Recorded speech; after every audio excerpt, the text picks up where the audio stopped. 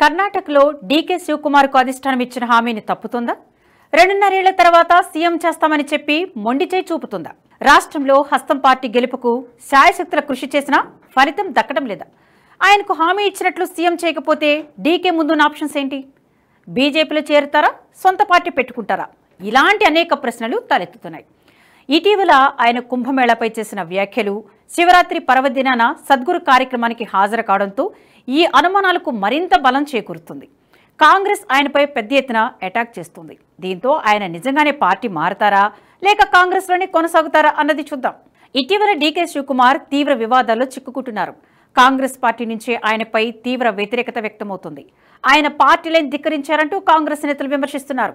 ఆయనపై చర్యలు తీసుకోవాలని కోరుతున్నారు. ఇటీవల డీకే 2 హిందూ కార్యక్రమాల్లో పాలుపంచుకోవడమే అందుకు ప్రధాన కారణం. ఇటీవల జరిగిన మహాకుంభమేళ కార్యక్రమంలో డీకే కుటుంబ సమేతంగా పాల్గొన్నారు. మహాసంగమంలో తాను పవిత్ర స్నానం ఆచరించారు. సనాతన ధర్మ పవిత్రతను చాటి చెప్పారు. అంతేకాదు, ఆయన ఈ కుంభమేళలో పాల్గొనడంపై తీవ్ర విమర్శలు వచ్చిన సమయంలో తాను హిందువునే అని ప్రకటించుకున్నారు. తాను కాంగ్రెస్ నేతతో పాటు హిందువు కూడాని ఈ కార్యక్రమంలో పాల్గొనడానికి తనకు హక్కు ఉందని చెప్పారు. దీనికి తోడు కర్ణాటక వచ్చిన తర్వాత విలేకరుల సమావేశంలోనూ కీలక వ్యాఖ్యలు చేశారు. కుంభమేళా ఏర్పాట్ల గురించి ఓ విలేకరి ప్రశ్నించగా ఏర్పాట్లన్నీ భేషుగ్గా ఉన్నాయని కితాబిచ్చారు. కుంభమేళ వంటి అతిపెద్ద కార్యక్రమంలో చిన్న చిన్న అసౌకర్యాలు ఉంటాయని, మొత్తంగా చూస్తే కార్యక్రమానికి సంబంధించిన ఏర్పాట్లన్నీ చాలా బాగా ఉన్నాయన్నారు. డీకే వ్యాఖ్యలు కాంగ్రెస్ లైన్కు పూర్తి విరుద్ధంగా ఉన్నాయి. కుంభమేళను టార్గెట్ చేసుకుని హస్తం పార్టీ గతంలో ఎన్నో వ్యాఖ్యలు చేసింది. ఆ పార్టీ అధ్యక్షుడు మల్లికార్జున ఖర్గే గంగలో మునిగితే పాపాలు పోతాయని విమర్శించారు. అటు కాంగ్రెస్ పార్టీ కూడా కుంభమేళ ఏర్పాటు సరిగ్గా లేవని విమర్శిస్తూ వచ్చింది. ఈ మహా కార్యక్రమాన్ని విమర్శించడమే హస్తం పార్టీ లక్ష్యంగా పెట్టుకుంది. అందులో భాగంగానే రాహుల్ గాంధీ కూడా కార్యక్రమానికి హాజరు కాలేదని విశ్లేషకులు చెబుతున్నారు. అటువంటి సమయంలో డీకే శివకుమార్ యూపీ ప్రభుత్వానికి కితాబివ్వడాన్ని పార్టీ జీర్ణించుకోలేకపోతుంది. ఇక ఇషా ఫౌండేషన్ నిర్వహించిన శివరాత్రి మహోత్సవ కార్యక్రమానికి సైతం డీకే హాజరయ్యారు. ఈ కార్యక్రమానికి హోంమంత్రి అమిత్ షా సైతం హాజరయ్యారు. ఇది పూర్తి హిందూ కార్యక్రమం. అందులోనే ఇక్కడ రాజకీయాలకు ఎటువంటి తావు లేదు.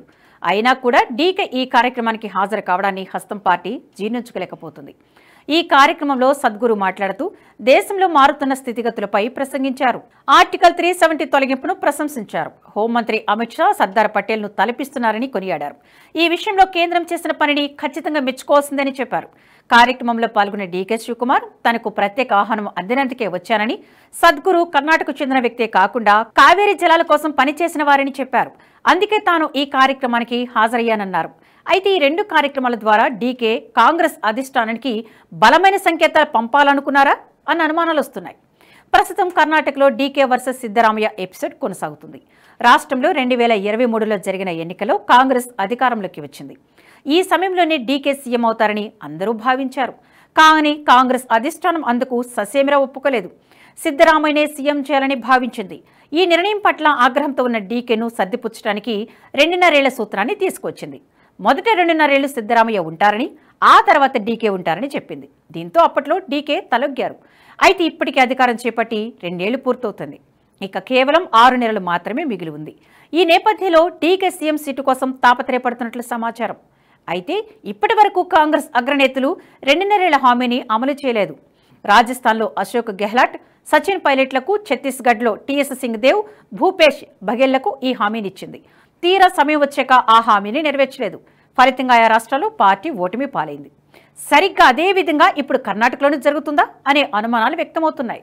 మరో 6 నెలల సమయం ఉన్నప్పుడు తాను సీఎం కావడానికి అన్నిటినీ సిద్ధం చేసుకుంటున్న సమయంలో కాంగ్రెస్ నుంచే తనకు వ్యతిరేకత వ్యక్తమవుతుంది. ఈ నేపథ్యంలో డీకే ముందున్న ఆప్షన్స్ ఏంటి చూద్దాం. డీకే శివకుమార్ గనక కాంగ్రెస్ పార్టీ ముఖ్యమంత్రి సీటును ఇవ్వకపోతే ఆయన పార్టీ మారే అవకాశం లేకపోలేదంటున్నారు విశ్లేషకులు. రాష్ట్రంలో ప్రతిపక్షంగా ఉన్న బీజేపీలో చేరిపోవడానికి అవకాశం ఉండొచ్చు. ఇందుకు కొన్ని అనుకూలతలు ఉన్నాయి. ముఖ్యంగా ప్రస్తుతం రాష్ట్రంలో అధికారంలో ఉన్న కాంగ్రెస్ పార్టీపై కొద్ది మొత్తంలో వ్యతిరేకత ఉంది. రాష్ట్ర ప్రభుత్వం ఎన్నికల్లో ఇచ్చిన హామీలను ఇప్పటి వరకు పూర్తిగా నెరవేర్చలేదు. అందులోనూ ఇప్పటికీ నెరవేర్చుతున్న హామీలకు భారీ మొత్తంలో ఖర్చవుతుంది. దీనివల్ల రాష్ట్ర ఖజానాపై తీవ్ర భారం పడుతుంది. ఈ భారాన్ని దింపుకోవడానికి ప్రజలపై పన్నులను పెంచుతోంది. రాష్ట్రంలో ఇప్పటికే పాల ఉత్పత్తుల నుంచి నీటి బిల్లులు, కరెంటు ఛార్జీలు, బస్సు ఛార్జీలు అన్నిటినీ పెంచింది. దీనివల్ల ప్రజలపై తీవ్ర పన్ను భారం పడుతుంది. వీటితో పాటు రాష్ట్రంలో అభివృద్ధి అంతగా జరగడం లేదన్న వాదన కూడా ఉంది. ప్రభుత్వం దగ్గర నిధులు లేక మౌలిక సదుపాయాల కల్పనలో వెనుకబడుతుంది. అంతేకాదు 2011 తర్వాత ఏ రాష్ట్రంలోనూ కాంగ్రెస్ పార్టీ వరుసగా 2 సార్లు గెలిచిందే లేదు. కర్ణాటకలో బీజేపీకి మంచి పట్టున్న నేపథ్యంలో వచ్చే ఎన్నికల నాటికి గెలుస్తామో లేదో అన్న సందేహం కూడా ఉంది. అదే బీజేపీలో చేరితే ఇప్పుడే తన వెంట కొంతమంది ఎమ్మెల్యేలు కలిసి వస్తారని, వారి ద్వారా అధికారాన్ని చేపట్టవచ్చని భావించినా ఆశ్చర్యపోనక్కర్లేదంటున్నారు నిపుణులు. బీజేపీలో చేరకపోతే సొంత పార్టీ పెట్టేందుకు అవకాశం ఉంది. ప్రస్తుతం కర్ణాటకలో ప్రాంతీయ పార్టీలు కుచించుకుపోతున్నాయి. ఇన్నాళ్లు బలమైన ప్రాంతీయ పార్టీ ఉన్న జేడీఎస్ ఇప్పుడు క్రమంగా తన పట్టును కోల్పోతుంది. గత లోక్సభ ఎన్నికల్లో ఒక్కళిగలు కూడా జేడీఎస్కు ఓటు వేయలేదు. దీంతో మరో ప్రాంతీయ పార్టీని ఏర్పాటు చేస్తే తానే సొంతంగా బలపడే అవకాశం ఉంది. దీనికి తోడు డీకే శివకుమార్ స్వతహాగా వ్యాపారి కావడంతో వేల కోట్ల ఆస్తులున్నాయి. దీనివల్ల పార్టీకి నిధులు కరువు లేదు. అయితే ఇలా కొత్త పార్టీని ఏర్పాటు చేయడం సాధ్యమయ్యే అంశమేనా అన్నది సందేహంగా మారింది. కొద్దిపాటి ఎమ్మెల్యేలను గెలుచుకుంటే పెద్దగా ఒరిగేదేమీ ఉండదు. ఇక ఈ 2 ఆప్షన్స్ లేకపోతే కాంగ్రెస్ పార్టీలోని ఉండిపోవాల్సి వస్తుంది. ప్రస్తుతం డీకే ఉప ముఖ్యమంత్రిగా ఉన్నారు. సిద్ధరామయ్యను తప్పిస్తే కానీ ఆయన సీఎం కాలేరు. ప్రస్తుత సీఎంకు పదవీ వ్యామోహం ఎక్కువగానే ఉంది. సిద్ధరామయ్యకు అధిష్టానం పెద్దల సహకారం కూడా మెండుగా ఉంది. కాబట్టి ఆయనే సీఎంగా కొనసాగితే ఉప ముఖ్యమంత్రికే పరిమితం కావాలి. మళ్లీ 2028లో పార్టీ అధికారాన్ని కొనసాగిస్తే తప్ప ఆయన ముఖ్యమంత్రి కాలేరు. ఈ నేపథ్యంలో డీకే కాంప్రమైజ్ అవ్వాల్సి ఉంటుంది. మరెందుకు సిద్ధపడతారా అన్నది తెలియాల్సింది. ఇప్పటికైతే డీకేపై కాంగ్రెస్ పార్టీ అధిష్టానం గుర్రుగా ఉంది. ఇటీవల ఆయన హాజరైన కార్యక్రమాలు కాంగ్రెస్ లైన్ను అధిగమించినట్లే ఉన్నాయన్నది అధిష్టానం భావిస్తోంది. తాము క్రియేట్ చేస్తూ వచ్చిన నెరేటివ్కు డీకే వైఖరి వ్యతిరేకంగా ఉందని భావిస్తుంది. ఈ నేపథ్యంలో డీకేకు కాంగ్రెస్ పార్టీ సీఎం అవకాశం కల్పిస్తుందా, లేక ఆయన ప్రాధాన్యతను తగ్గిస్తుందా అన్నది తెలియాలంటే వేచి చూడాల్సిందే. సాయి గారు, మీ మీద నమ్మకం ఉంది. మీరు ఏం చేసినా దేశాన్ని మంచి చేస్తారు. మీరు ఓటీటీ ఛానల్ ఓపెన్ చేస్తారు. Give me the honour to become the first subscriber. Thank you sir. NH ప్రైమ్ని సబ్స్క్రైబ్ చేసుకుంటున్నందుకు first thank you very much sir.